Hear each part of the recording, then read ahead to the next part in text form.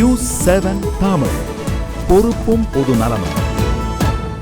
மீண்டும் உதயமானது தமிழ் மாநில காங்கிரஸ் மூப்பனார் பிரிவு. அந்த விவாதத்தை தான் நாம் நடத்த இருக்கிறோம்.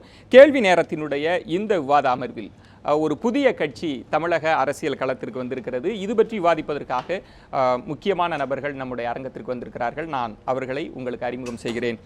பிரதான கட்சி அனைத்து இந்திய அண்ணா திராவிட முன்னேற்ற கழகத்தினுடைய பிரதிநிதியாக திரு ஆவடி குமார் அவர்கள் வந்திருக்கிறார். வணக்கம் குமார். பத்திரிகையாளர் நம்பி நாராயணன் அவர்கள் வந்திருக்கிறார். வணக்கம் நாராயணன். இது பற்றி இன்னும் ஆழமான கருத்துக்கள் பகிர்வதற்காக திரு ஆலூர் ஷானவாஸ் அவர்கள் வந்திருக்கிறார், விடுதலை சிறுத்தைகள் கட்சி. வணக்கம் ஷானவாஸ். இந்த விவாதம் இன்னும் பல்வேறு தளங்களில் பயணிக்க இருக்கிறது. நம்மோடு இன்னும் 2 பிரதான கட்சிகளை சேர்ந்தவர்கள், இன்னும் சொல்ல வேண்டுமென்றால் மிக முக்கியமான இன்றைய விவாத பொருளின் மையமாக இருக்கக்கூடிய கட்சியை சார்ந்தவர்கள் இருக்கிறார்கள். தமாகவிலிருந்து திரு விடியல் சேகர் நம்மோடு இணைய இருக்கிறார். அது மட்டுமல்லாமல் அகில இந்திய காங்கிரஸ் கட்சியின் அந்த பிரதிநிதியாக திரு திருநாவுக்கரசர் அவர்களும் நம்மோடு இணைய இருக்கிறார். இந்த விவாதம் என்பது ஒரு புதிய கட்சியினுடைய வருகையை இவர்கள் எப்படி பார்க்கிறார்கள், தமிழ் மாநில காங்கிரஸ் மீண்டும் உதயமாகி இருக்கிறது, இதனுடைய அரசியல் எதிர்காலம் எப்படி இருக்க போகிறது, நாம் விவாதிக்கலாம். திரு ஆவடிக்குமார், ஒரு பிரதான கட்சியினுடைய பிரதிநிதியாக உங்களிடம் நான் கேட்பது, இந்த வரவை நீங்கள் எப்படி பார்க்கிறீர்கள், எப்படிப்பட்ட அதிர்வுகளை ஏற்படுத்தும் அப்படின்னு நீங்க நினைக்கிறீங்க? ஒரு அரசியல் கட்சி உருவாகுது, அதை தவிர என்ன அதிர்வு வரப்போகுதுன்னு எனக்கு தெரியல. இல்லை, நீங்களும் திமுகவிலிருந்து தான் பிரிந்து வந்தீர்கள். அப்போது நீங்கள் எவ்வளவோ கனவுகளோடு வந்திருப்பீர்கள். அப்போது எவ்வளவோ அரசியல் சூத்திரங்கள் எல்லாம் மாறி இருக்கும். அப்படிதான் நான் உங்கள்கிட்ட கேட்கிறேன். இல்லை, நான் உண்மையை சொன்னால் நாங்கள் பிரிஞ்சு வர சொல்ல அரசியல் கனவே இல்லாமல் தான் வந்தோம். இன்னும் சொல்லப்போனால் எங்களெல்லாம் விசிலடித்தாங்க குஞ்சுகள் தான் சொன்னாங்க. அதாவது புரட்சித் தலைவர் எம்ஜிஆர் மேலே இருந்த விசுவாசம், அவர் நல்லது தான் செய்வார், அவர் தவறு செய்ய மாட்டார்ன்ற எண்ணம் தான் எங்களை அரசியலுக்கு கொண்டு வந்ததே ஒழிய நாங்கள் அரசியலில் பதவி பெறுவோம் அல்லது அரசியலில் பணம் பெறுவோம், அரசியலில் ஒரு எதிர்கால சக்தியாக உருவாகுன்ற எண்ணம்லாம் எங்களுக்கு அந்த நேரத்தில் நிச்சயமாக இல்லை. ஆக நாங்கள் முழுக்க புரட்சித் தலைவர் எம்ஜிஆர் மீது வைத்திருந்த நம்பிக்கையும் விசுவாசமும், அவர் நல்லது மட்டும்தான் செய்வார் என்ற நம்பிக்கையும் தான் அந்த கட்சியை உருவாக்குச்சு. இந்த ஒரு பிரம்மாண்டமான கூட்டம், நான் உங்கள்கிட்ட நேரடியாக கேட்கிறேன். திராவிட முன்னேற்ற கழகம் ஆட்சியில் இருக்கிற போது உங்களுடைய மாநாடுகள் ஏற்படுத்திய அதிர்வலைகள், இன்றைக்கும் ஒரு பிரம்மாண்டமான கூட்டம் திருச்சியில் கூடியிருக்கிறது. அதை நீங்கள் எப்படி பார்க்கிறீர்கள்? அந்த அனுபவத்தோடு நீங்க கனெக்ட் பண்ணி சொல்லலாம். இல்லை, இன்றைக்கு இந்த புதிதாக ஒரு அரசியல் கட்சி உருவாகி இருக்கிறது என்பதில் சந்தேகம் இல்லை.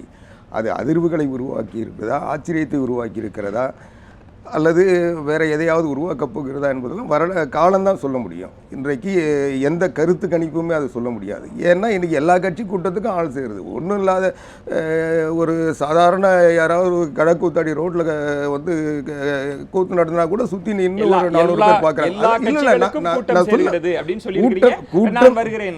இல்லை, கூட்டம் சேருவது வேறு. இன்னும் சொல்ல போனால் எத்தனையோ கட்சிகளுக்கு தேர்தல் நேரத்திலேயே கூட்டம் சேரும், ஆனால் ஓட்டு வராது. அதாவது அதனால் இது அரசியல் கட்சிகள் கூட்டம் சேர்க்கறது ஒன்றும் பெருசு இல்லை. எல்லா கட்சிக்காரங்களும் ஒருத்தர் கருத்து சொல்கிறாங்கன்னா கருத்து கேட்குறது தப்பு இல்லை. அதனால் கருத்து கேட்பாங்க. அதில் யாருடைய கருத்து செயல்படுத்தக்கூடிய கருத்து அல்ல சொல்லக்கூடியவர்கள் அதை செயல்படுத்துவார்கள்ன்ற நம்பிக்கை அந்த மக்களிடத்தில் ஏற்பட்டால் தான் அவங்க வாக்காளரை தருவாங்க. வருகிறேன் திரு குமார். பத்திரிகையாளரா உங்களிடம் நான் நம்பி நாராயணன். எல்லா கட்சிகளும் கூட்டத்தை கூட்டுகிறார்கள், எல்லா கட்சிக்கும் பிரம்மாண்டமான அளவுகளில் கூட்டம் கூடுகிறது. திருப்புமுனை மாநாடு, நாங்கள் ஆட்சியை கைப்பற்றுவதற்கான மிக முக்கியமான மாநாடு அப்படின்லாம் தொடர்ந்து சொல்லிக்கொண்டே வருகிறார்கள். உண்மையில் இந்த மாநாட்டை நீங்கள் எப்படி பார்க்கிறீர்கள்? இந்த கட்சியினுடைய வரவை நீங்கள் எப்படி பார்க்கிறீர்கள் ஒரு பத்திரிகையாளராக? இல்லை, இந்த கட்சியினுடைய வரவு என்பது எதிர்பார்க்கப்பட்ட ஒன்று. அதாவது சென்ற நாடாளுமன்ற தேர்தலுக்கு 6 மாதத்துக்கு முன்னாலேயே கூட வாசன் பிரிந்து விடுவார் என்று கூறப்பட்டது. இன்னும் 6 மாதம் இல்லை, 1 வருஷத்துக்கு முன்னாலேருந்தே கூறப்பட்டது. நிறைய பிரச்சனைகள் இருந்தது, அது வெளியில் வரல. கட்சியினுடைய ஒரு டிசிப்ளின் காரணமாக வாசன் கொஞ்சம் நாகரிகமானவர்ங்கிறதால வெளிப்படுத்தலை. தேர்தலுக்கு பிறகு நாகரிகமா வெளிப்படுத்திட்டார். இப்போ கூட தேர்தல் தோல்விக்கு பிறகு நாகரிகமா, இப்போ கூட அவர் கட்சிக்காரர்கள் யாரும் பெருசாக புகார் சொல்லலை. அதே காங்கிரஸினுடைய கொள்கையோடு தான் போக போகிறோங்கிறாங்க. முக்கியமான தலைவர்களை நாம் கட்சியில் குறை சொல்லக்கூடாதுங்கிறாங்க. அப்போ அவங்களுக்கு என்ன ஒரு பிரச்சனை இருக்குன்னா, எப்படி 96 அதிமுக கூட சேர்ந்தால் இனிமேல் வாழ்வு இல்லை என்ற ஒரு சூழ்நிலை தமிழ்நாட்டில் வந்ததோ, அப்படி இந்த பொது தேர்தலுக்கு முன்னால் நாடாளுமன்ற தேர்தல் காங்கிரஸ் கூட சேர்ந்தால் வாழ்வு இல்லைன்னு ஒரு சூழ்நிலை எல்லாருக்கும் வந்தது. இது தமிழகத்தில் ஆகையினால தான் காங்கிரஸ் தனிமைப்படுத்தப்பட்டது. தமிழகத்தில் காங்கிரஸ் தனிமைப்படுத்தப்படுகிறது என்கிற விஷயத்தை கூட மேலிடத்துக்கு கொண்டு போகிறதுக்கு முக்கியமான காங்கிரஸ் தலைவர்கள் செய்யவில்லை. அதை வாசன் செய்ய முயற்சிக்கப்பட்டது, வாசன் மீது தவறாக பழி சுமத்தப்பட்டது அப்படின்ற வார்த்தையை திரு நம்பி நாராயணன் வைத்திருக்கிறார். ஆளூர் ஷானவாஸ், உங்களிடம் நான் கேட்பது, நம்பி நாராயணன் அவர்கள் ஒரு சமிக்கையை கொடுக்கிறார். இங்க தமாக அப்படின்ற உதயமாவதற்கு அவர்கள் பெரிய அளவுகளில் அவர்கள் காங்கிரஸின் மீது குற்றச்சாட்டெல்லாம் வைக்கல, தலைமையின் மீது குற்றச்சாட்டு வைக்கல. அப்படி இருக்கிற பட்சத்தில், பெரிய அளவுகளில் வேறுபாடு இல்லாத பட்சத்தில் அதை ஒரு புதிய கட்சியாக மட்டும்தான் பார்க்க முடியுமா? அதற்கான ரோல் என்னவாக இருக்கும்னு நினைக்கிறீங்க? அதாவது காங்கிரஸ் கட்சியை பொறுத்தளவில் மாநில தலைமைக்கு, அதனுடைய குரலுக்கு போதிய மதிப்பளிக்காது என்கிற ஒரு சூழலை கடந்த காலங்களில் பார்த்துருக்கிறோம். அதனுடைய தொடர்ச்சி தான் இதுவும். இப்போ மதிப்பளிக்காத ஒரு நிலையில் தமிழ்நாட்டினுடைய உணர்வுகள், தமிழ்நாட்டினுடைய குரல்கள் அது டெல்லிக்கு எடுத்து செல்வதில் ஒரு பெரிய இடைவெளி இருக்கிறது. இவர்கள் ஒன்று பேசுவார்கள், அவர்கள் வேறு முடிவு எடுப்பார்கள். இங்கே காமன்வெல்த் மாநாட்டில் இந்தியா பங்கேற்கக்கூடாது என்று வாசன் மிக கடுமையாக காங்கிரஸுக்கு உள்ளிருந்தே குரல் கொடுத்தார். மிக கடுமையாக கொடுத்தாருன்னு நீங்க நம்புறீங்க? கட்டாயமாக கொடுத்தார். நிறைய அதுபோல நிறைய விஷயங்கள், குறிப்பாக ஈழ பிரச்சனையில் அவருக்கு ஒரு ஸ்டாண்ட் இருந்தது. ஆனால் அதை அந்த மத்திய தலைமை என்பது கண்டுகொள்ளவில்லை என்பதோடு மட்டுமல்ல, நேர் எதிர்நிலைக்கும் போய் செய்ததால் இவர்களுக்கு போய் தமிழ்நாட்டினுடைய எல்லையை தாண்டி அரசியல் செய்ய முடியாது. தேசிய கட்சி என்றால் அவர்கள் தமிழ்நாட்டில் தான் அரசியல் செய்தாக வேண்டும், தமிழ்நாட்டில் தான் மக்களை சந்தித்தாக வேண்டும், தமிழ்நாட்டில் தான் தேர்தலை எதிர்கொள்ளாக வேண்டும். அப்போ அவங்களுக்கு பிரச்சனை இருக்குது. அப்போ தேசிய தலைமை என்பது மாநிலத்தினுடைய உணர்வுக்கு நேர் எதிராக செயல்படும் போது இவர்களுக்கு வேறு வழி இல்லை. இப்படி ஒரு கட்சியாக மாநிலத்தை முதன்மைப்படுத்தி, அந்த தேசிய உணர்வோடு மாநிலத்தை முதன்மைப்படுத்தக்கூடிய ஒரு நிலைக்கு அவர்கள் தள்ளப்படுகிறார்கள். ஏற்கனவே 96 அதுதான் நடந்தது. தோழர் சொன்னதில் முழுக்க நானும் உடன்படுறேன். அப்படிப்பட்ட ஒரு நெருக்கடி நீர் ஊத்த நெருப்பாக உள்ளே இருந்ததனுடைய வெளிப்பாடு தான் அவர் ஒரு வருடத்துக்கு முன்னாலே எதிர்பார்த்தது ரொம்ப லேட்டாக நடந்திருக்கு. ரொம்ப லேட்டாக நடந்தது. நீங்களும் ஒரு அரசியல் கட்சிகள் நிறைய மாநாடுகள் எல்லாம் நடத்தினதுனால இந்த கேள்வியை நான் கேட்கிறேன். இந்த பிரம்மாண்டமான கூட்டம், ஆவடி குமார் அவர் பார்வையில் ஒரு கருத்தை சொன்னார், பத்திரிகையாளராக அவர் ஒரு பார்வையை சொல்கிறார். இந்த பிரம்மாண்டமான கூட்டம், எழுச்சிமிகு உரைகள், புதிய கட்சி என்ற பார்வை, இதையெல்லாம் நீங்கள் எப்படி பார்க்கிறீங்க? அதை நான் குறைத்து மதிப்பிட விரும்பலை. ஏன்னா எல்லோருக்கும் தெரிந்த ஒரு விஷயம், காங்கிரஸோடு வாசன் இருந்த போதும் சரி, அல்லது மூப்பனார் இருந்த போதும் சரி, கட்டமைப்பு ரீதியாக, கிளைகள் ரீதியாக, தொண்டர்கள் ரீதியாக பலம் யாருக்கு என்றால் மூப்பனார், அவருக்கு பின்னால் வாசன் அவர்களுக்கு தான். நீங்கள் இன்னைக்கு வாசன் பிரிந்து போனதுக்கு பிறகு 60 விழுக்காட்டுக்கு மேல் கட்சியினுடைய கட்டமைப்பை சேர்த்து கொண்டு போயிருக்கிறார். அதனால அதை நம்ம குறைத்து மதிப்பிட முடியாது. காங்கிரஸுக்கு இன்னைக்கு ஒரு 5 முதல் 7% வாக்கு வங்கி இருக்கிறது தமிழ்நாட்டில்னா, அதுல ஒரு 60 விழுக்காட்டிற்கு மேல் அது வாசனுக்கு இருக்கிறது என்பதுதான் உண்மை. அதனால இந்த கூட்டம் எதிர்பார்த்தது தான். நீங்க எதிர்பார்த்தது அப்படின்னு சொல்லி இருக்கிறீங்க. இது இந்த தமிழ் மாநில காங்கிரசினுடைய பிரிவிலிருந்து பிரதிநிதியாக திரு விடியல் சேகர் அவர்கள் நம்மோடு இணைப்பில் இருக்கிறார். நான் அவரிடமும் பேச வேண்டும். திரு விடியல் சேகர், ஒரு பிரம்மாண்டமான மாநாட்டை நடத்தின அந்த களிப்பும் உங்களுடைய முகத்தில் தெரிகிறது. இந்த பிரம்மாண்டமான கூட்டத்திற்கு பிறகு உங்களுடைய மனநிலை எப்படி இருக்கிறது? நான் என்னுடைய கேள்விக்கு முன்னாடி அந்த உங்களுடைய மனநிலை எப்படி இருக்கிறது? இன்றைக்கு மிக மகிழ்ச்சியாக இருக்கிறோம். தலைவர் வாசன் தலைமையிலே கூடிய கூட்டம் மிகப்பெரிய கூடிய கூட்டமாக இருக்கிறது. நாங்கள் நம்பி சொல்லுங்க சேகர், சொல்லுங்க. இணைப்புல தான் இருக்கிறீங்க. மிகப்பெரிய கூடிய கூட்டம் தலைவர் வாசன் அவருடைய தலைமையிலே மிகப்பெரிய அரசியல் மாற்றத்துக்கு ஒரு விதையாக இருந்திருக்கிறது.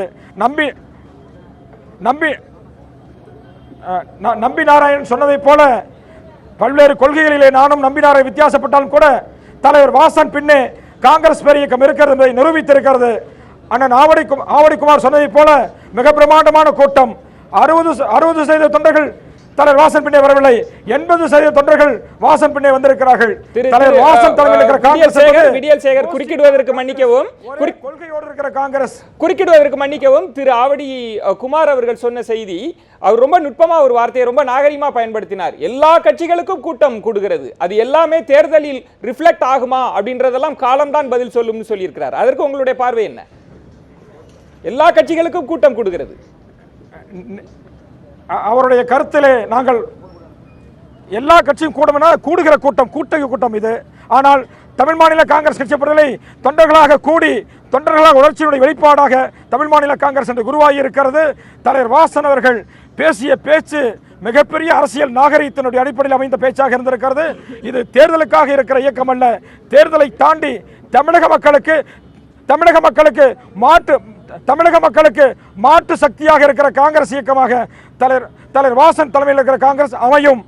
பெருந்தலைவர் காமராஜர் காட்டிய பாதை தூய்மை, நேர்மை, வாய்மை என்கின்ற திறந்த நிர்வாகம் போன்ற கற்கைகளை அடிப்படையாக கொண்டிருக்கிற இயக்கம் தலைவர் வாசன் தலைமையில் இருக்கிற புதிய இயக்கம். எனவே அண்ணன் ஆவடிக்குமார் கொண்டதை போல இது தேர்தலை எல்லாம் தாண்டி தமிழக மக்களுடைய நலனை முன்னிறுத்துகிற இயக்கம். எனவே இணைப்பில் இருங்கள் விடியல் சேகர். இந்த விவாதத்தை நான் இன்னும் தொடர்ந்து நடத்தணும் அப்படின்னு நகர்த்தணும்னு நான் நினைக்கிறேன். திருநாவுக்கரசு அவர்களும் காங்கிரஸ் இயக்கத்தில் இருந்து திருநாவுக்கரசு அவர்களும் நம்மோடு இணைப்பில் இருக்கிறார். வணக்கம் திருநாவுக்கரசு. வணக்கம் சார். ஒரு பிரம்மாண்டமான கூட்டம் கூட்டப்பட்டிருக்கிறது. இது தேர்தலை கடந்து நீங்க தொடர்ந்து சொல்லிக் கொண்டிருப்பது இது 2016 வரைக்கும் இந்த இயக்கம் இருக்குமா அப்படின்லாம் உங்க தலைவர் பேசிக் கொண்டிருக்கிறார். ஆனால் நாங்கள் தேர்தலை கடந்து ஒரு மக்களின் இயக்கமாக, ஒரு மக்கள் சக்தியாக உருவெடுப்போம் அப்படின்னு சொல்லியிருக்கிறாங்க. அதை நீங்க எப்படி பாக்குறீங்க?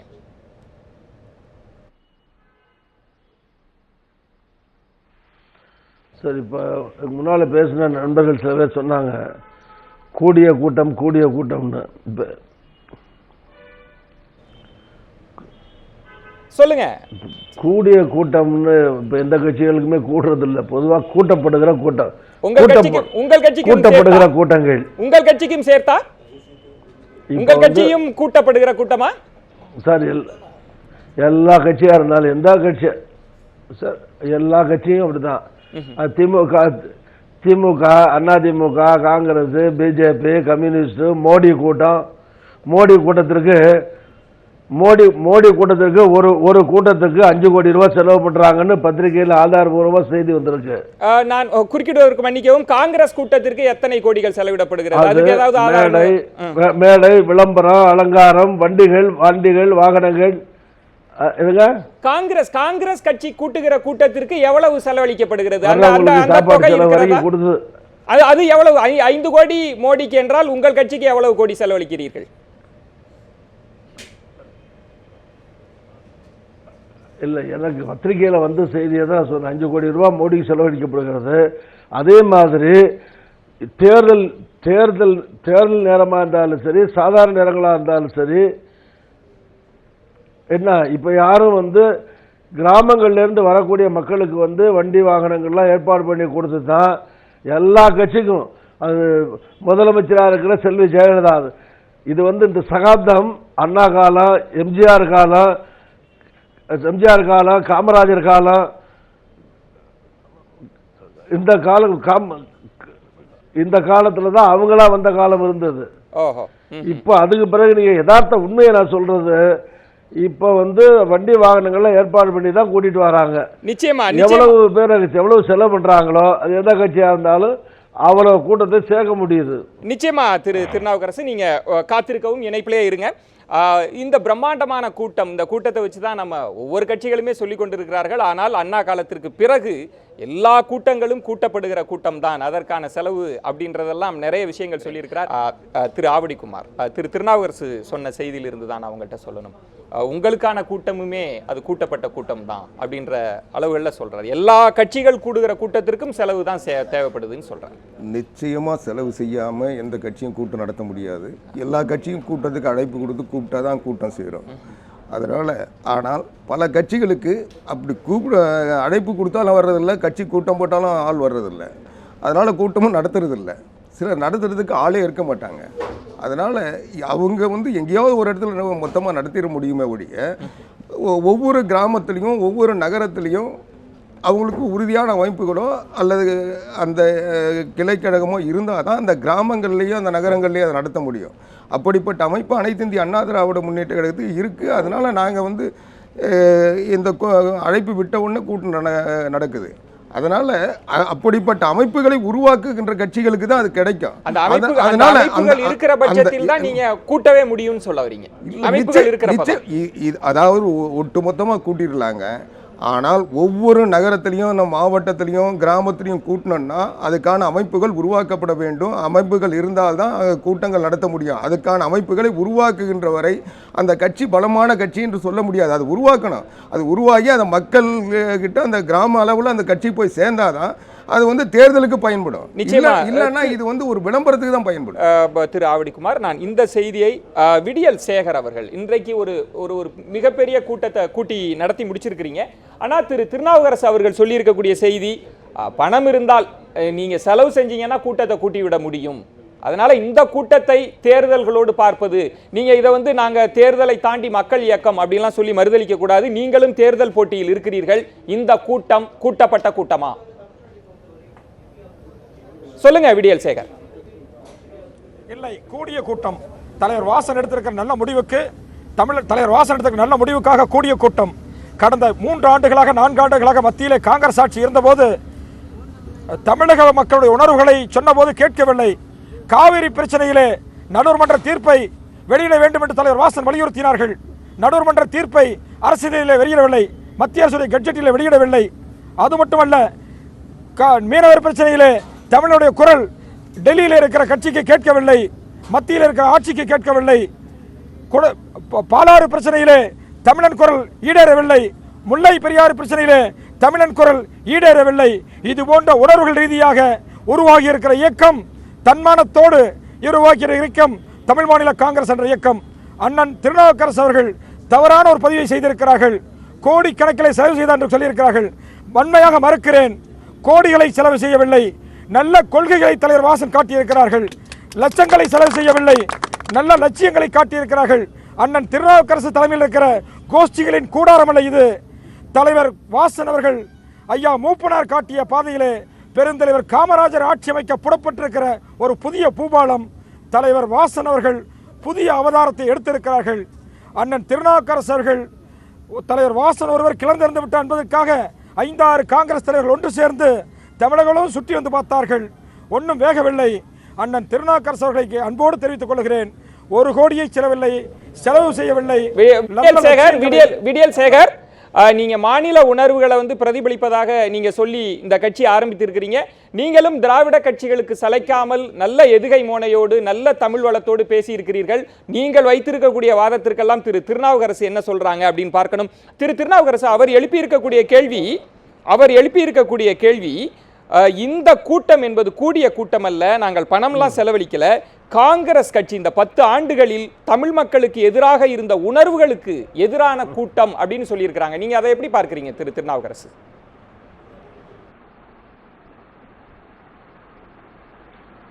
இது வந்து நான் சொல்றது பொதுவாக இப்போ நாம் வந்து இதே இடம், இப்போ கூட்டம் போட்டிருக்கிற இடம், இப்போ இந்த இடத்த வந்து நான் வந்து சோனியா காந்தி அம்மையார் அவர்கள் திருச்சிக்கு வரும்போது இந்த இடத்த போய் பார்த்துட்டு, இது சின்ன இடம், இந்த இடம் வந்து பத்தாதுன்னு சொல்லி அங்கே மிலிட்ரி கிரவுண்டு இன்னொரு பெரிய கிரவுண்ட் இருக்கு, அந்த இடத்துல வந்து கூட்டம் போட்டோம்.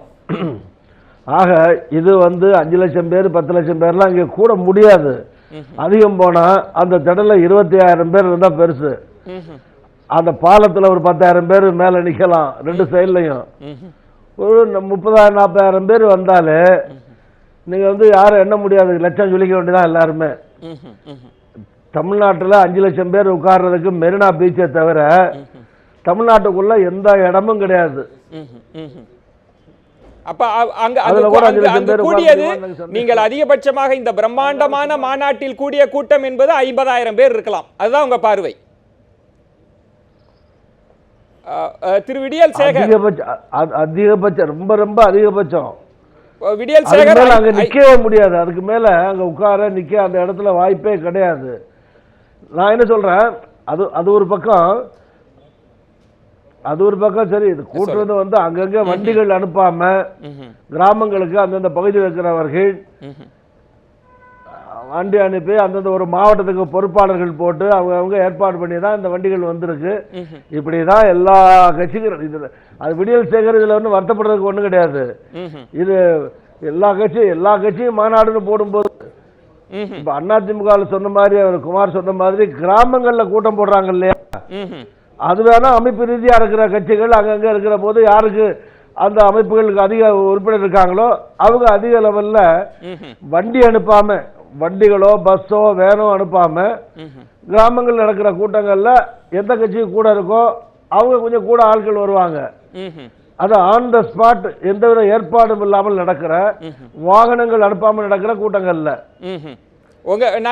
ஒரு இடத்துல தமிழ்நாடு முழுதும் கூட்டி ஒரு இடத்துல போடுறது, இந்த மாதிரி மண்டல மாநாடு, மாநில மாநாடு இது நடக்கிற போது எல்லா கட்சிகளும் வாகனங்கள் அனுப்பி வர்றவங்களுக்கு மத்தியானம் சாப்பாடுக்கு காசு கொடுத்து தான் கூட்டி வராங்க. திரு திருநாவுக்கரசு, நான் உங்களிடம் நேரடியாக ஒரு கேள்வியை வைக்கிறேன். உண்மையில் இந்த கூட்டம் என்பது உங்களிடமிருந்து, தாய் கழகத்திடம் இருந்து பிரிந்த கூட்டம் தான். உண்மையில் உங்களுக்கு வருத்தமா இருக்கிறதோ, விரக்தியில் பேசுகிறீர்களோ? நேரடியாக கேட்கிறேன், வருத்தமாக இருக்கிறதா? இது கூட்டம் இல்லைங்க, ஏங்க இது ஒரு கூட்டம் இல்லைங்க, இல்ல நேரடி. இப்ப நீங்க நாளைக்கு எனக்கிட்ட 5 நாளைக்கு வந்து ஒரே ஜில்லா தமிழ்நாடு முழுதும் வேணாம், ஒரே ஒரு ஜில்லா ஒரு தொகுதியில 2.5 லட்சம் வாக்காளர்கள் இருக்காங்க. புதுக்கோட்டையில 15 லட்சம் வாக்காளர்கள் இருக்காங்க, 6 தொகுதியிலையும் 25 லட்சம் பேர் மக்கள் இருக்காங்க. அந்த ஒரே ஒரு மாவட்டத்தில் இருந்து 6 தொகுதியில இருந்து மட்டும் நான் வந்து 5 லட்சம் பேர் தமிழ்நாட்டில் நிக்க முடியாது. மெரினா பாய்ச்சில கூட்டிட்டு வந்து காட்டலாம், ஊருக்கு ஊர் வண்டி அனுப்பி கூட்டிடலாம், காசு எல்லாம் வேணாம். நான் சொல்ற வாகனங்கள் மட்டும் யாராவது பொறுப்படுத்திக்கிட்டு கிராம வாரி அனுப்ப சொல்லுங்க. நான் விடியல் சேகர்கிட்ட தான் கேட்கணும். விடியல் சேகர், இவ்வளவு பெரிய கூட்டத்தை காண்பித்து பிரம்மாண்டமாக பிரகடனம்லாம் செஞ்சிட்டீங்க. ஒரு 50,000 பேரை கூட்டிவிட்டு, ஒரு 50,000 பேரை கூட்டிட்டு தமிழக அரசியல் களத்தையே நாங்கள் மாற்றப் போகிறோம் அப்படின்னு சொல்வது எந்த விதத்தில் நியாயம்? அதுதான் அவருடைய குற்றச்சாட்டு. சொல்லுங்க. தவறான செய்தி. 5 லட்சம் பேர் கூடினார்கள், 50,000 5 லட்சம் பேர் கூடினார்கள். 800 வாகனங்கள் வந்து சேரவே முடியவில்லை. மிக பிரமாண்ட திருச்சியே ஸ்தம்பித்து போனது. கூடிய கூட்டம் குறைந்தபட்சம் மேடையில மைதானத்துக்கு சுத்தி இருந்த கூட்டம் 2-3 லட்சம் பேர் இருந்தார்கள். அதுதான் உண்மை. அண்ணன் திருநாவுக்கரசு அவர்கள் ஒரு தவறான கருத்தை, ஒரு பொய்யான செய்தியை முன்வைக்கிறார்கள். இங்கே கூடிய கூட்டம் மிக பிரமாண்டமான கூட்டம். காங்கிரஸ் கட்சி நபர்கள் எத்தனை தலைவர்கள் சேர்ந்தாலும் இவ்வளவு பெரிய கூட்டத்தை கூட்டிவிட முடியாது. இது உணர்ச்சி வேகத்தோடு, ஒரு உத்வேகத்தோடு தலைவர் வாசனுடைய தலைமை ஏற்று, தலைவர் எடுத்திருக்கிற வாசனத்துக்கு நிலைப்பாட்டை ஏற்று மிகப்பெரிய கூட்டம். அண்ணன் திருநாவுக்கரசு அவர்கள் விரக்தியாலே காங்கிரஸ் கூட்டம் காலியாகிவிட்டது என்று வேதனையிலே பேசுகிறார். அண்ணன் மரியாதைக்குரிய அரசியல்வாதி தலைவர் மூப்பனாரை பற்றி, ஐயா வாசன் அவர்களை பற்றி நன்கு தெரிந்தவர். மக்கள் சக்தி காங்கிரஸில் இருக்கிறது என்று சொன்னால் தமிழகத்திலே பெருந்தலைவர் காமராஜருக்கு பிறகு ஐயா மூப்பனாருக்கு பிறகு தலைவர் வாசன் பின்னதான் காங்கிரஸ் இருந்தது. கட்டாயம் விடியல் சேகர், நீங்க இணைப்பிலேயே காத்திருங்க. நம்ம தொடர்ந்து ஒரு கூட்டம், கூடிய கூட்டத்தை வைத்து ஒரு அரசியல் கட்சியினுடைய எதிர்காலத்தை கணிப்பதை காட்டிலும் கொள்கை சார்ந்தும் இந்த இயக்கம் என்னென்ன தளங்களில் பயணிக்கப் போகிறது என்பது குறித்தெல்லாம் நம்ம விவாதிக்க வேண்டியிருக்கிறது. அதற்கு முன்பாக சமூக வலைதளங்களில் நம்முடைய நேயர்கள் தங்களுடைய கருத்துக்களை பதிவு செய்திருக்கிறார்கள். தேவேந்திரன், என்ன மாதிரியான கருத்துக்கள் பகிரப்பட்டிருக்கிறது? நிச்சயமா நன்றி விஜயன். தொடர்ந்து வந்து சமூக வலைதளங்களில் நம்முடைய பக்கங்களிலும் சரி, மற்ற பக்கங்களிலும் சரி, தொடர்ச்சியாக இது குறித்தான விவாதங்கள் வந்து நம்முடைய தமிழ் சமூகத்தில் வந்து நடந்துட்டு இருக்குது. குறிப்பாக தமிழகத்தில் உதயமாகும் வாசனின் புதிய கட்சி அப்படிங்கிற நம்முடைய சமூக வலைதள பக்கத்தில் இட்ட அந்த கமெண்ட்டுக்கு கீழே வந்து நிறைய பேர் வந்து தங்களுடைய கருத்துக்களை வந்து பதிவிட்டிருக்காங்க. ராஜேஷ் சொல்லியிருக்காரு, காங்கிரஸ் கட்சியோட வாக்கு வங்கி வந்து 4%, அதை வந்து இவர் பிரித்து 1% குறைக்க போறாரு, அவ்வளோதான் அப்படின்னு வந்து சொல்லியிருக்காரு. பினிதாஸ் வந்து சொல்லியிருக்காரு, வரவேற்பில்லை, ஏன்னா மக்களுக்கு தெரியும் இது மக்கள் நலனுக்காக உருவாக்கப்பட்ட கட்சி அல்ல, மாறாக பதவி கிடைக்காத ஆத்திரத்தில் வந்து உருவான கட்சி அப்படின்னு பினிதாஸ் வந்து சொல்லியிருக்காரு. தொடர்ச்சியாக வந்து பாலசுப்பு வந்து சொல்லியிருக்காரு, இனிமேல் வந்து இலவச சைக்கிளுக்கு பதிலாக இலவச பைக் வழங்க வந்து வாய்ப்பு அதிகம், வாசன் கட்சியின் சின்னம் சைக்கிளாமே அப்படின்னு வந்து நகைச்சுவையாக தன்னுடைய வந்து கருத்தை பதிவிட்டிருக்காரு. திருப்பூர் நாசர் வந்து சொல்லியிருக்காரு, திமுக தமாக, அதிமுக தமாக அல்லது மூன்றாவது அணியா, இதில் வந்து எந்த கூட்டணியில் வந்து திமுகவோடவா அல்லது அதிமுகவோடவா அல்லது மூன்றாவதாக ஒரு அணி அமைச்சா வாசன் வந்து எந்த கூட்டணியில் வந்து இடம்பெற போறார் அப்படின்னு வந்து தன்னுடைய கேள்வி வந்து கேட்டிருக்காரு.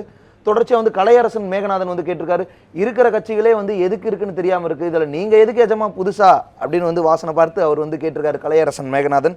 தொடர்ச்சியாக வந்து கருத்து கந்தன் வந்து சொல்லியிருக்காரு, வாசன் தன் புதிய கட்சிக்கு தமிழ் மாநில காங்கிரஸ் என்ற பழைய பெயரையே சூட்டினார், தமிழ் மாநில காங்கிரஸ் அப்டேட் வெர்ஷன் 2 அப்படின்னு வந்து சொல்லியிருக்காரு. இது மட்டும் இல்லை, குணா யோகசெல்வன் வந்து சொல்லியிருக்காரு, ரோபாலு ஜிகே வாசன் மாநாட்டுக்கு போகிறவங்க எல்லாம் வேனில் காங்கிரஸ் கொடியை கட்டிட்டு வந்து போகிறாங்க, இவங்கள வச்சு கட்சி நடத்தினாப்புல தான் வந்து சொல்லியிருக்காரு. அதுக்கு வந்து சுப்னி சொல்லியிருக்காரு, ரிட்டர்ன் வரும்போது வாசன் கட்சி கொடியோடு வருவாங்க, நுட்பமாம் அப்படின்னு வந்து அவர் சொல்லியிருக்காரு. வாலிபன் வந்து அதுக்கு சொல்லியிருக்காரு, 2 கட்சி கொடியும் வந்து பார்க்கறதுக்கு ஒரே மாதிரி இருக்குது, அதனால் இந்த குழப்பம் வந்திருக்கலாம் அப்படின்னு வந்து சொல்லியிருக்காரு. தொடர்ச்சியாக வந்து பழனி வந்து சொல்லியிருக்காரு, காங்கிரஸ் பலவீனத்தை பயன்படுத்தி வாசன் புது கட்சி, காங்கிரஸின் பலம் அறிந்து குஷ்பு காங்கிரஸில் இருந்தார். அதாவது பலவீனத்தை அறிந்து வாசன் வந்து வெளியேறியதாகவும் பலம் அறிந்து குஷ்பு வந்து போயிருக்கிறதாகவும் வந்து சொல்லியிருக்காரு. அதாவது இருவேறு முரண்பாடுகளும் வந்து ஒரே இடத்துல வந்து இருக்குதுன்னு வந்து பழனி சொல்லியிருக்காரு. லாகி வந்து சொல்லியிருக்காரு, தமிழ்நாட்டில் வந்து இப்போது 2 காங்கிரஸ், ஒன்று வாசன் காங்கிரஸ், இன்னொன்று வந்து குஷ்பு காங்கிரஸ் அப்படின்னு தன்னுடைய கருத்தை வந்து பதிவிட்டிருக்காரு. இப்படி தொடர்ச்சியாக சமூக வலைதள பக்கங்களில் நிறைய கருத்துக்கள் இது தொடர்பாக பார்க்க முடியுது. விஜயம், நன்றி தேவா.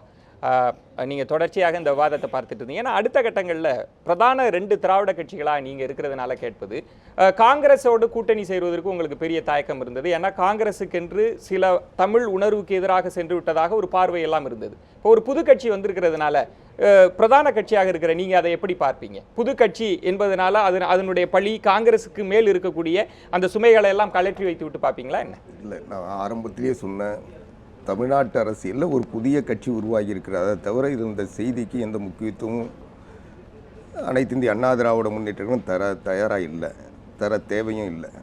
எங்களை பொறுத்தளவில் எங்களுடைய சொந்த பலத்தில் சொந்த முயற்சியில் வெற்றி பெறுவதை மட்டுமே நாங்கள் நம்பியிருக்கிறோம், அதற்கான முயற்சியில் ஈடுபட்டிருக்கிறோம். எங்களுக்கு எந்த அடுத்த கட்சியினுடைய ஆதரவு கிடைக்குன்றதுக்காக நாங்கள் அரசியல் நடத்தலை. தேர்தலுக்கு வர நேரத்தில் இன்னொரு கட்சி வந்து எங்களை தூக்கி பிடிக்கணும் நாங்கள் எதிர்பார்த்து இல்லை. அதனால் எங்களுக்கு வந்து எங்களுடைய பலம் தெரியும். ரெண்டாவது, இங்கே பேசுகின்ற பொழுது மரியாதைக்குரிய விடியல் சேகரிலிருந்து எல்லாருமே சொன்னாங்க, அதாவது வாசன் வந்து இன்றைக்கு மாநில உணர்வுகளை தொடர்ந்து காவிரி பிரச்சனையில், முல்லை பெரியாறு பிரச்சனையில், மீனவ பிரச்சனையில், ஈழ பிரச்சனையில், எல்லா பிரச்சனையிலும் காங்கிரஸ் எதிரான நிலையை மேற்கொண்டது. அதை பொறுக்க முடியாமல் வாசன் இன்றைக்கு வெளியே வந்திருக்கிறாருன்னு. வெளியே வந்திருப்பது மகிழ்ச்சி, அது வேறு. மாநில உணர்வுகள் மதிக்கப்படவில்லை அல்லது புறக்கணிக்கப்படுகின்றன என்பது என்ற உணர்வு இப்போதாவது வந்திருக்கிறது என்பது எங்களுக்கு மகிழ்ச்சி தருகிறது. ஆனால் இது ஏன் இந்த நாடாளுமன்ற தேர்தல் நேரம் வரை வரவில்லை? நாடாளுமன்ற தேர்தலில் காங்கிரஸ் வெற்றி பெற்றிருந்தால் அந்த உணர்வு மறுபடியும் பழைய நிலையிலே தானே இருந்திருக்கும். நான் முடிச்சிடுறேன். ஆக இதைத்தான் நாங்கள் சொன்னோம், நாடாளுமன்ற தேர்தலில் இதைத்தான் நாங்கள் சொன்னோம். காங்கிரஸ் கட்சி இது போன்ற துரோகங்களை செய்கிறது, மாற்றாந்தாய் மனப்பான்மையோடு நடந்து கொண்டிருக்கிறது, தமிழகத்தை வஞ்சிக்கிறது, தமிழகத்திற்கு துரோகம் செய்து கொண்டிருக்கிறது, தமிழகத்திற்கு கொடுமை செய்கிறது. தமிழகம் இந்தியாவின் ஒரு பகுதி. இருங்க சொன்னது அப்போது வாசன் தீர்க்கமாக தார்மீகமாக தான் எதிர்த்தாருன்னு சொன்னாங்க. நான் அவர் சொன்னது எனக்கு பிரச்சனை இல்லை, நான் சொல்றதை கேட்டுங்க. அதாவது இதையெல்லாம் அன்றைக்கு நாங்கள் சொன்னபோது அன்றைக்கு வாசன் உள்பட காங்கிரஸ் கட்சிக்கு ஆதரவாகத்தான் பிரச்சாரம் செய்தார். காங்கிரஸ் கட்சி செய்தது சரி என்று தான் நிரூபித்தார். அதற்காக தான் வாக்குகளை கேட்டு அவர்களுடைய வேட்பாளர்களை ஆதரித்து பிரச்சாரம் செய்தார். எனவே அவர் அந்த நிலையிலிருந்து மாறியிருக்கிறார் என்றால் அதை நாங்கள் வரவேற்கிறோம். அது தமிழ்நாட்டுக்கு நன்மை தரும் என்பதால் அதை ஏற்று வரவேற்கிறோம். ஆனால் அதே நேரத்தில் அவர் கடந்த காலங்களிலே, இன்னும் சொல்லப்போனால் நீங்கள் இவ்வளோ ஆலோசனை நேரடியாக நான் கேட்குறேன், இதே இலங்கை மீது பொருளாதார தடை விதித்து தமிழ்நாடு சட்டமன்றத்தில் தீர்மானம் நிறைவேற்றப்படுகிறது. அடுத்த நாள் வந்து தூத்துக்குடி துறைமுகத்தில் கொழும்புக்கும் தூத்துக்குடிக்கும் கப்பல் தொடங்கி வச்சுட்டு போனவர், பயணிகள் கப்பலை தொடங்கி வச்சுட்டு போனவர் வாசன். தமிழ்நாடு அரசாங்கம் புறக்கணித்து மாவட்ட ஆட்சித்தலைவர் உட்பட யாருமே போகாமல் நின்னோம். ஆக இது எல்லாம் வந்து விவாதம் இல்லை. அவர் இன்னைக்கு மாறி இருக்கிறார், மாநிலத்தில் வந்து மத்திய அரசாங்கம் மதிக்கல. ஆக இன்றைக்கு அவருடைய நோக்கம் என்பது இன்னைக்கு அவங்களுடைய நோக்கமே தெளிவாக சொல்லியிருக்காங்க. நாங்கள் சொன்னதை ஏற்றுக்கொண்டு இன்றைக்கு அவர்கள் கட்சியிலே கூட மாநில தலைமையை மத்திய தலைமை மதிக்கவில்லை. அது ஆட்சியில் இருக்க சொல்ல அவங்களுக்கு தெரியல, கட்சியில் அது வர சொல்ல பாதிப்பு வந்தது, அதனால் வெளியே வந்திருக்காங்க. ஷானவாஸ், அப்போ ஆவடி குமார் அவர்கள் சொல்லுவ குற்றச்சாட்டு, நீங்க உள்ளுக்கு இருந்துட்டு நான் உங்களிடம் நேரடியாக கேட்பது, உங்களுக்கு காங்கிரசின் மீது இருக்கக்கூடிய கோபம் காரணமாக அதிலிருந்து அவர் வெளியே வந்ததுனால அவரை நீங்கள் தாங்கி பிடிக்கிறீர்களோ, ஒரு தாங்கு பற்றையா இருக்கிறீங்களோ? அதாவது ஒத்த உணர்வை வெளிப்படுத்தக்கூடியவராக அவர் எப்போது பயணித்திருக்கிறார், அதுதான் முக்கியம். இல்ல அது வந்து அவர் பதவியில் இருந்தாரு, ஒரு சந்தர்ப்பவாதத்திற்காக அப்படி இருந்திருக்கலாம். அதுல அதுதான் அதை சந்தர்ப்பவாதம் நியாயப்படுத்தல. பார்க்கப்படும். அது சந்தர்ப்பவாதமா நிச்சயமாக பார்க்கக்கூடாதா? சந்தர்ப்பவாதம் தான், நிச்சயமா சந்தர்ப்பவாதம் தான். ஏன்னா அவர் வந்து இப்போ இன்னைக்கு எடுத்திருக்கிற முடிவை 5 வருடங்களுக்கு முன்னாலும் எடுக்கக்கூடிய தேவை இருந்தது, நெருக்கடி இருந்தது, அவருக்கே இருந்தது. ஏன்னா அவருடைய எந்த கருத்துக்கும் மத்திய தலைமை மதிப்பளிக்கவே இல்லை. அப்ப இந்த முடிவை 5 ஆண்டுகளுக்கு முன்னால் வாசன் எடுத்திருந்தால் இன்னும் வீச்சாக பேசப்பட்டிருப்பார், அந்த இயக்கம் இன்னும் வளர்ந்திருக்கும். ஏன்னா 2009 அதற்கான தேவை இன்னும் அதிகமாக இருந்தது. முள்ளிவாய்க்கால் படுகொலை நடந்த அந்த நேரம் காங்கிரசுக்கு எதிரான ஒரு மிகப்பெரிய கொந்தளிப்பு தமிழ்நாட்டில் இருந்தது. இன்றைக்கு 2014 தேர்தலுக்கு பிறகு எடுத்திருக்கிற முடிவை வாசன் முன்கூட்டி எடுத்திருந்தால், 5 ஆண்டுகளுக்கு முன்னால் எடுத்திருந்தால் நிச்சயமாக அவர் இன்னும் கவனிக்கப்பட்டிருப்பார், அந்த இயக்கம் இன்னும் வீச்சோடு போய் தமிழகத்தில் சேர்ந்திருக்கும். அதில் வந்து நமக்கு ஒத்த கருத்து தான் குமார் அவர்கள் சொன்னதுல நான் உடன்படுறேன். ஆனால் அவர் சொன்னது போலவே அவர் வந்து பதவியில் இருந்தபோது அதை இவ்வளவு கோபத்தை வெளிப்படுத்தாவிட்டாலும் இன்னைக்கு பதவியும் போயிருச்சு, இன்னைக்கு ஆட்சியில் காங்கிரஸ் இல்லை, இருந்தும் இனியும் காங்கிரஸை கட்டி சுமக்கிற அந்த நிலையிலிருந்து அவர் நழுவி இப்படி ஒரு புதிய முயற்சிக்கு வந்திருப்பது வரவேற்கத்தக்கது. நிச்சயமா. திரு நம்பி நாராயணன், நான் இந்த கேள்வியும் உங்களோடு சேர்த்தே கேட்க வேண்டியிருக்கிறது. திரு கார்த்திக் சிதம்பரம் போன்றவர்கள் சொல்லுகிற போது ஒரு பத்திரிகையாளராக நீங்கள் சொல்ல வேண்டும், பாரதிய ஜனதா மறைமுகமாக ஜி.கே. வாசனுக்கு பின்னணியில் இருக்கிறது அப்படின்ற ஒரு குற்றச்சாட்டை பகிரங்கமாக வைக்கிறாங்க. அதை நீங்கள் எப்படி பார்க்குறீங்க? இல்லை, எனக்கு அப்படி எதுவும் இருக்கிற மாதிரி என்னுடைய கண்ணில் தெரியல. ஏன்னா கார்த்தி சிதம்பரத்துக்கு ஒரு அஜெண்டா இருக்குது. அவர் தான் தெளிவாக சொல்லிட்டார், காமராஜர் பேர் சொல்லி ஆட்சி அமைக்க முடியாது. கார்த்தி சிதம்பரத்தினுடைய அப்பா என்ன சொல்லுகிறார், நேரு குடும்பத்தில் இல்லாதவர்களே இனிமேல் தலைமை தாங்கணும்னு சொல்கிறார். நேற்று வரைக்கும் ஆவடிக்குமார் சொன்ன மாதிரி அப்படி வாசன் செய்தது தவறென்றால் சிதம்பரம் இப்படி பேசுகிறதும் அயோக்கியத்தனம் தான். இன்றைக்கி வந்து நேரு குடும்பத்தில் இல்லாத தலைமை வேணும்னு இன்றைக்கி கட்சி தொந்தவர் சிதம்பரம் சொல்கிறாரு. ஆனால் அவர் பையன் சொல்கிறான் காமராஜர் இல்லாத ஆட்சி வேணும். திரு சிதம்பரம் அவர்கள் ரொம்ப உள்ளார்ந்து பார்க்கப்பட வேண்டுமோ? அவர் அதற்கு அடுத்த கட்ட மாற்றை பற்றி பேசுகிறார். இல்லை, அவங்களுக்கு ஒரு ஹிடன் அஜெண்டா அந்த காலத்துலையும் இருந்ததும் இப்பவும் இருக்குது. அதெல்லாம் தான் வாசனை வெளியில் தள்ளி இருக்கேன், தயவு செய்து புரிந்து கொள்ள வேண்டும். ரெண்டாவது, வாசனுக்கு இன்னைக்கு ஏன் வந்துட்டார் அப்படின்னு என்னுடைய பார்வையில் என்ன தோணுதுன்னா, ஒரு வெற்றிடம் தமிழக அரசில் வருங்கிற ஒரு ஏற்றம் வந்திருக்கிறது. ஆவிடகுமார் அதை ஒத்துக்கொள்ள மாட்டார். ஆனால் விஷயம் என்ன, நாளைக்கு ஜெயலலிதாவினுடைய கோர்ட் வழக்கு என்ன ஆகும்? இப்போ அதே தான் இப்போ பாரதிய ஜனதாவும் கடைபிடிக்க முடிகிறது. அப்போது ஒரு வெற்றிடம் ஒன்று தமிழகத்தில் வரும்போது திமுகவுக்கு எப்படி ஊழல் கட்சி காங்கிரஸ்னு இருந்ததோ அப்படி ஊழல் கட்சி திமுகவும் ஆகிப்போச்சு.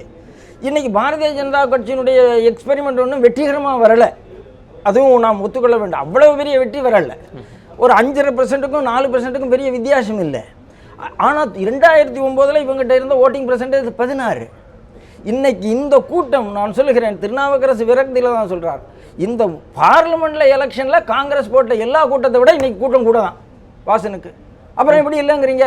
அப்போது என்னுடைய பார்வை என்ன தோணுகிறதுனா, அந்த போன 16%ல் எத்தனை இப்போ கொண்டு வர முடியும் அப்படின்னு வாசன் யோசிப்பாரா இருந்தால் ஒரு புத்திசாலித்தனமான அரசியல்வாதி தானே. நம்பி நாராயணன் அவர்கள் எழுப்பி இருக்கக்கூடிய, ஆளூர் ஷானவாஸ் எழுப்பி இருக்கக்கூடிய கேள்விற்கு விடியல் சேகர் என்ன பதில் சொல்ல போகிறார் நம்ம பார்க்கலாம். திரு விடியல் சேகர், இந்த முடிவை நீங்கள் ஒரு காலத்தே எடுத்திருந்திருக்கலாம். நீங்கள் பதவியில் இருந்தபோது நிறைய தமிழர்களுக்கான பிரச்சனைகள் வெடித்த போது எடுத்திருந்திருக்கலாம். இது ஒரு காலம் கடந்த முடிவு என்று சொன்னால் நீங்கள் என்ன பதில் சொல்வீர்கள்? சொல்லுங்க விடியல் சேகர். அதை ஏற்றுக்கொள்கிறோம். சட்டமன்ற தேர்தலில் நாங்கள் இந்த முடிவு எடுத்திருந்தால் இன்றைக்கு மிகப்பெரிய வெற்றியை சட்டமன்ற தேர்தலில் எங்கள் அணி பெற்றிருக்கும். ஆனால் அன்றைய சிற சூழ்நிலையிலே யாரோடு கூட்டணி வைக்கலாம் என்பதை கூட கலந்து பேசாமல் மத்தியிலே டெல்லியில ஆட்சிதான் முக்கியம் என்று சொல்லி காங்கிரஸ் தலைமை ஒரு கூட்டணியை வைத்தது. அந்த கூட்டணி வேண்டாம் என்று நாங்கள் வற்புறுத்தினோம். எங்கள் குரல் கேட்கவில்லை. எனவே நாங்கள் அன்றைக்கு ஒரு புதிய கட்சி துவங்கி இருந்தால் ஷானவாஸ் சொல்வதை போல மிகப்பெரிய வெற்றியை பெற்றிருப்போம். சட்டமன்றத்திலே எதிர்கட்சியாக வந்திருப்போம். மறுக்கப்பட்டது. அந்த வாய்ப்பு மறுக்கப்படவில்லை. உங்களுடைய முடிவு என்பது காலம் கடந்து எடுக்கப்பட்ட முடிவாகத்தான் பார்க்கப்பட வேண்டும். வாய்ப்பு மறுக்கப்பட்டது என்பதை விட இப்படி பார்க்கலாம்னு நினைக்கிறேன். எப்படி நீங்க இதற்கு என்ன பதில் சொல்லுவீங்க? ஒரு விஷயம் சொல்லுங்க. தலைவர் வாசன் அவர்கள் நாங்கள் தொண்டர்களெல்லாம் கேட்டபோது, ஐயா தனி கட்சி ஆரம்பித்து விடும் என்று கேட்டபோது தலைவர் வாசன் பொறுமையாக இருங்கள், நாம் அமைச்சராக இருந்திருக்கிறோம், இவ்வளவு நாள் நம்முடைய உரிமைகளுக்காக போராடி இருக்கிறோம், இந்த நேரத்திலே நாம் வெளியே சென்றால் துரோகம் செய்து விட்டோம், பதவியை அனுபவித்து சென்று விட்டோம் என்று குற்றச்சாட்டு சொல்வார்கள். கொஞ்சம் பொறுங்கள், நம்முடைய குரலை கேட்போம், இன்னும் அழுத்தி கேட்போம், தமிழ் உணர்வுகளை பிரதிபலிப்போம், செய்வார்கள் என்று காலம் அவர்களுக்கு ஒரு கால நிறையம் செய்வோம், செய்யாத பட்சத்தில் பிறகு நம்ம யோசிப்போம் என்று சொல்லி எங்களை போன்ற உணர்வுமிக்க இளைஞர்களை அமைதிப்படுத்தினார் தலைவர் வாசன் அவர்கள். அமைதிப்படுத்தியதாக சொல்கிறீர்கள். விடியல் சேகர் இணைப்பிலே இருங்க. திரு திருநாவுக்கரசு, நான் உங்களிடம் கேட்பது, இவர்கள் காலம் கடந்து எடுத்த முடிவாக பார்க்கப்படுவது, இது எல்லாம் நான் கேட்பது, இது அனைத்தும் காங்கிரசின் மீது ஒரு வலுவான குற்றச்சாட்டாக வைக்கப்படுகிறது. அப்ப காங்கிரஸ் என்பது தமிழ் உணர்வுகளுக்கு எதிராக இருந்தது, அவர் அப்போதே எடுக்கவில்லை, காங்கிரஸில் இருந்து பிரிக்க வேண்டும் அப்படிலாம் சொல்லுகிற பட்சத்தில் காங்கிரஸ் தமிழகத்தில் ஒரு நெருக்கடியான நிலையை சந்தித்துக் கொண்டிருக்கிறதா? திரு திருநாவுக்கரசு சொல்லுங்க.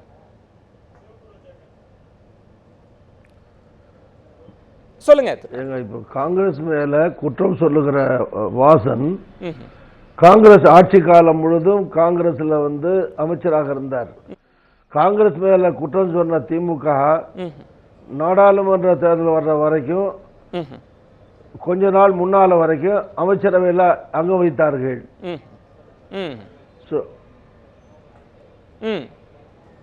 காங்கிரஸ் ஒரு 10 ஆண்டு காலம் ஆட்சியில மத்தியில தொடர்ச்சியாக இருந்தது. பெரும்பான்மை இல்லாமல் கூட்டணிகளை நம்பி ஆட்சி நடத்த வேண்டிய நிர்பந்தத்தில் இருந்தது.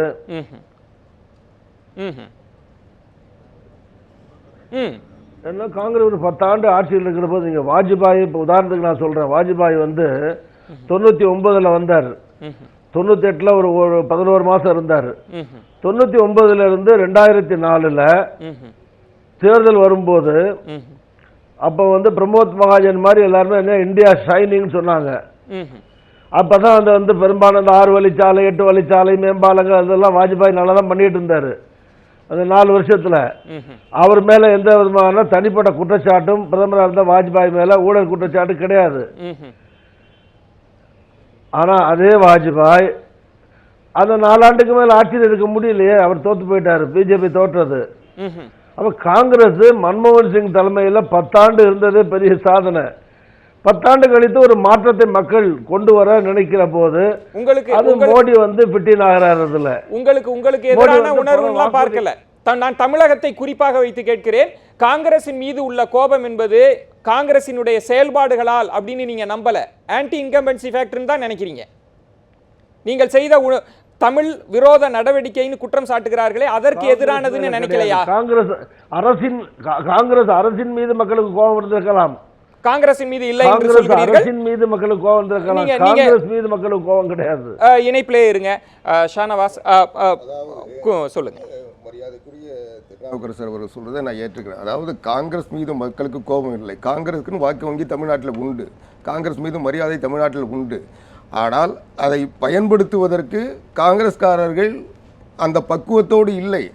காங்கிரஸுக்கு தலைமையாக இருந்தாலும் அல்லது காங்கிரஸ்காரர்களாக இருந்தாலும் அவர் காங்கிரஸ்காரர்கள் நடந்துக்கல, அதனால் அவங்க காங்கிரஸ்காரங்களே அவங்கள நம்பலை.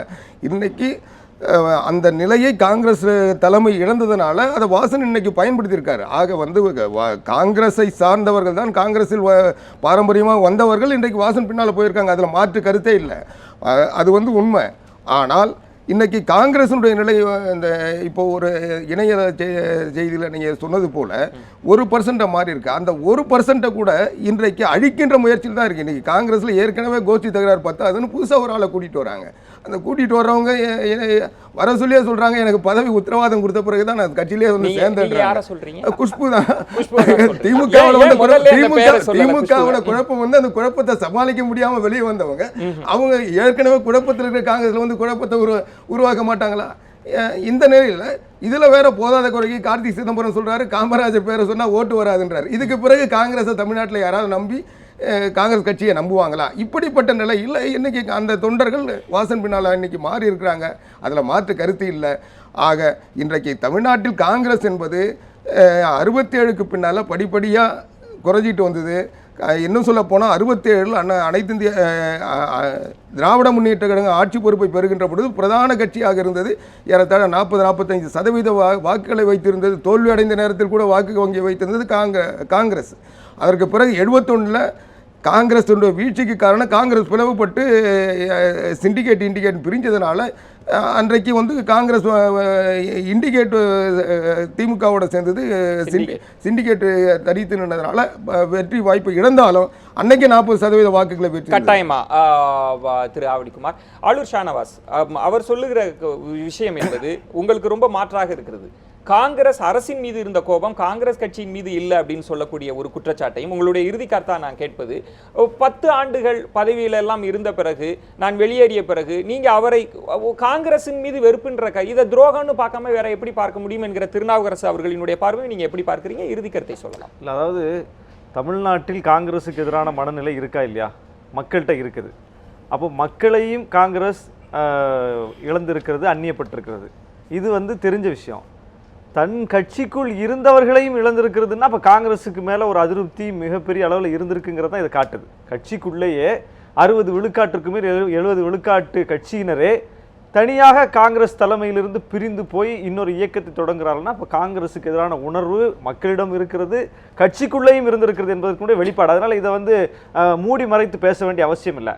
ஆனால் இதில் என்னன்னா, இதில் உறுதியாக சொல்ல வேண்டிய ஒரு விஷயம், இவ்வளோ குறைத்து நம்ம மதிப்பிட வேண்டிய அவசியம் இல்லைன்னு நினைக்கிறேன். வாசன் ஒரு புதிய கட்சியை தொடங்கி இருப்பதை அதுக்கு தமிழ்நாட்டில் இடமே இல்லைன்னு நம்ம குறைத்து மதிப்பிட முடியாது. ஏனென்றால் இன்னும் காங்கிரஸுடைய வாக்கு வங்கி முழுமையாக இங்கிருந்து துடைக்கப்படலை. காங்கிரஸ் கட்சிக்கு என்று ஒரு 5 விழுக்காடு வாக்கு இருக்குது. இன்னைக்கு 5 விழுக்காடு வாக்கு தான் மோடி அலை என்று சொல்லி பாஜக பெற்றிருக்குது. மோடி அலை நாட்டையே பிடிக்க போறாருன்னு சொல்லி அவர்கள் தமிழ்நாட்டில் பெற்ற விழுக்காடு எவ்வளவோ அதை காங்கிரஸ் கட்சியும் பெற்றிருக்கிறது. விஜயகாந்த் எதிர்க்கட்சி தலைவர் ஒரு மாற்று அரசியலை கொண்டு வந்தார் என்று சொல்லி அவர் எவ்வளவு விழுக்காடு வைத்திருக்கிறாரோ அதே விழுக்காட்டை தான் காங்கிரஸும் வைத்திருக்கிறது. அந்த காங்கிரஸுக்கு இருக்கிற 5 விழுக்காட்டை யார் அதிகமாக வைத்திருக்கிறான்னு பார்த்தா வாசன் வைத்திருக்கிறார். அப்ப வாசன் கட்சிக்கு தமிழ்நாட்டில் விஜயகாந்த் கட்சிக்கு என்ன ஒரு கவனம் இருக்கிறதோ, பாஜகவுக்கு என்ன கவனம் இருக்கிறதோ அந்த கவனம் வாசனுக்கும் இருக்கிறது, வாசன் மீதும் இருக்கிறது தான் உண்மை. கட்டாயம். ஆளூர் ஷானவாஸ். திரு விடியல் சேகர், நான் கேட்பது, திரு திருநாவுக்கரசு அவர்கள் முதல்லே ஒரு குற்றச்சாட்டு வைத்தார். இங்கு மாநிலத்தினுடைய உணர்வுகளை பிரதானமாக பிரதிநிதித்துவப்படுத்துவதற்கு பிரதான கட்சிகள் ஏராளமாக இருக்கின்ற போது உங்களுடைய இடம், உங்களுக்கான இடம் என்பது என்னவாக இருக்கும் என்கிற கேள்வியில் இருக்கக்கூடிய விமர்சனத்தை நீங்கள் எப்படி பார்க்கிறீர்கள்? உங்களுடைய இறுதி கருத்து விடியல் சேகர் சொல்லுங்க. திருநாவுக்கரசு அவர்கள் ஒரு சொன்ன கருத்தை நான் வன்மையாக மறுக்கிறேன். தமிழர்களுடைய உணர்வுகளை அருமையாக தலைவர் வாசன் அவர்கள் எதிரொலித்தார்கள். தமிழர்களுடைய பிரச்சனை வருகிற போது ஓங்கி குரல் கொடுத்தார்கள். மீனவர் பிரச்சனை வருகிற போது, லங்கை பிரச்சனை வருகிற போது நாடாளுமன்ற உறுப்பினர் அழைத்துக் கொண்டு தலைவர் வாசன் அவர்கள் பிரதமரை சந்தித்து முறையிட்டார்கள். தன்னுடைய உணர்வுகளுக்கு மரியாதை இல்லை, மதிப்பில்லை என்று வேறு வழியில்லாத சூழ்நிலையிலே விரக்தியினுடைய உச்சமாக புதிய இயக்கத்தை துவங்கி இருக்கிறார்கள். இன்னும் தாண்டி காங்கிரஸ் கட்சி இன்றைக்கு கொள்கைகளை விட்டு, நேருடைய சோசியலிச கொள்கையை விட்டு, அண்ணா இந்திரா காந்தியுடைய கொள்கையை விட்டு, ராஜீவ் காந்தி கொள்கையை விட்டு குஷ்புடைய முந்தானையை பிடித்துக் கொண்டு போகிற இயக்கமாக தரம் தாழ்ந்து போகிறது.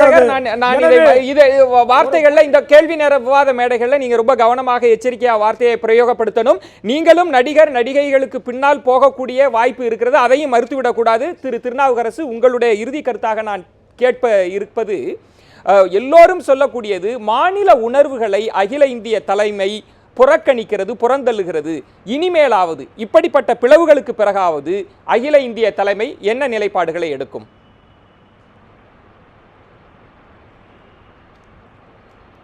திரு திருநாவுக்கரசு, அகில இந்திய கட்சிகளுக்கும் மாநில கட்சிகளுக்கும் நிறைய வேறுபாடு இருக்கு.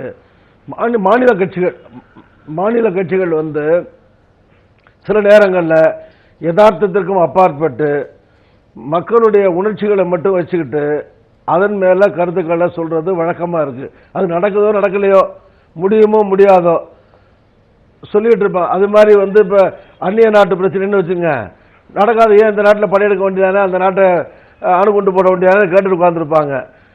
ஆனால் பிஜேபியோ காங்கிரஸோ அது ஆட்சியில் இருக்கிற போது இப்போ பார்த்தீங்கன்னா இலங்கை தமிழர் பிரச்சனையாக இருக்கட்டும், மீனவ பிரச்சனையாக இருக்கட்டும், என்ன மாற்றம், அல்லது வந்து பாகிஸ்தான் பிரச்சனையாக இருக்கட்டும், காங்கிரஸில் இருந்ததுக்கு இப்போ பிஜேபி எந்த வகையில் மாறுதலான கொள்கைகளை கொண்டு செயல்பட்டு இருக்கு.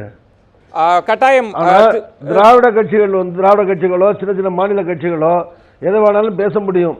அதே மாதிரி அருமை சகோதரர் வாசன் அவருடைய, நான் ஏற்கனவே சொன்னேன், அவருடைய தந்தையார் எனக்கு ரொம்ப வேண்டியவர் திரு மூப்பனார் அவர்கள். நாளைக்கு வாசன் வந்து முதலமைச்சராக வர முடிச்சுன்னா மூப்பனார் வர்றதுக்கே நான் ஆசைப்பட்ட ஒரு காலத்தில். அதனால வாசம் வர முடிஞ்சா அதில் சந்தோஷப்படுற முதல் நானாக தான் இருப்பேன். உங்களுடைய மகிழ்ச்சி, சந்தோஷம், உங்களுடைய வாழ்த்துக்களோடைய இந்த நிகழ்ச்சி, உங்களுடைய இறுதி கருத்தை நான் பதிவு செய்ய விரும்புகிறேன். இணைப்பில் வந்தமைக்கு நன்றி திரு திருநாவுக்கரசு. நாராயணன், உங்களுடைய இறுதி கருத்தாக நான் கேட்பது, இனி போட்டி என்பது பிரதான கட்சிகளாக இருக்கக்கூடிய அதிமுக, திமுகவிற்கான வாக்கு வங்கி நம்ம எல்லோருமே அறிந்ததுதான். இனி இந்த போட்டி என்பது அதற்கு அடுத்த நிலையில் இருக்கக்கூடிய கட்சிகளுக்குள்ள தான் கடுமையான போட்டி இருக்க போகுது. அது பாமகவாக இருக்கலாம், தேமுதிகவாக இருக்கலாம், பாரதிய ஜனதாவாக கூட இருக்கலாம். இந்த வாசன் கட்சி எந்த இடத்தை எந்த வரிசையில் நிரப்பப் போகிறது என்பதை நீங்க இறுதி கருத்தாக பதிவு செய்யலாம். இல்லை, என்ன கேட்டால் வைகோவனுடைய கட்சியை விட, பாமகவோட, விஜயகாந்த் கட்சியை விட வாசன் கட்சி பெரிய கட்சியாக வரதுக்கான வாய்ப்பு இருக்குன்னு தான் நான் நம்புகிறேன். முதல் விஷயம். பாரதிய ஜனதா கட்சி இன்றைக்கி ஆளுங்கட்சியாக இருக்கிறது, அவங்களுக்கு ஒரு நல்ல ஒரு செயல் திட்டம் இருக்கிறது. அவங்க நிறைய இந்த எலெக்ஷனில் நிறைய அவங்க இது பண்ணியிருக்காங்க. இன்றைக்கி அவங்க சப்போர்ட் பேஸ் கூடி இருக்குது. அதனால் 3வது இடத்துல இருக்காங்க. 3வது இடத்துக்கு இன்னொரு காங்கிரஸ் கட்சி வந்துட முடியுமான்னு இப்போதைக்கு என் கண்ணில் தெரியலை. ஆனால் வாசனால் ஒரு மாற்றத்தை உருவாக்க முடிஞ்சிருக்கும்னா என்னுடைய கண்ணில் அவரால் உருவாக்க முடியுதுங்கிறது தான் எனக்கு தோணுது. ரெண்டாவது அவர்கிட்ட ஆர்கனைசேஷனுங்கிறது ரொம்ப தெளிவாக, அவர் அந்த ஆர்கனைசேஷன் கெப்பாசிட்டி இல்லாமல் இவ்வளவு பெரிய கூட்டத்தையோ இவ்வளவு ரெண்டாவது சுலோவா தான் பண்றார், அவசரப்படலை. அதனால வாசனுடைய பயணம் என்பது தெளிவான பாதையில் இருக்கிற மாதிரி எனக்கு இருக்கிறதுனால உங்களுடைய கருத்துக்களை, இறுதி கருத்துக்களை நான் பதிவு செய்து கொள்கிறேன். ஒரு புதிய கட்சி வருவது என்பதும் ஒவ்வொரு கட்சியாக மலர்ந்து கொண்டே இருப்பதும் என்பதையெல்லாம் கடந்து மக்களினுடைய கோரிக்கைகள், தாகங்கள், கனவுகள் அது நிறைவேற்றப்படுவதில் தான் ஒரு உண்மையான கட்சிக்கான லட்சியங்களும் அது தோன்றியதற்கான நோக்கமும் நிறைவேறும். அந்த விதத்தில் உங்களுடைய கருத்துக்களை எங்களுடைய அரங்கத்திற்கு வந்து பதிவு செய்தமைக்காக நன்றிகளை தெரிவித்துக் கொள்கிறேன். இணைப்பில் வந்த திரு விடியல் சேகர் அவர்களுக்கும் திரு திருநாவுக்கரசு அவர்களுக்கும் எங்களுடைய நன்றிகளை தெரிவித்துக் கொள்கிறோம். மீண்டும் ஒரு கேள்வி நேரத்தில் ஒரு ஆழமான தலைப்பில் உங்களை சந்திக்கிறேன். நன்றி, வணக்கம், நள்ளிரவாகட்டும்.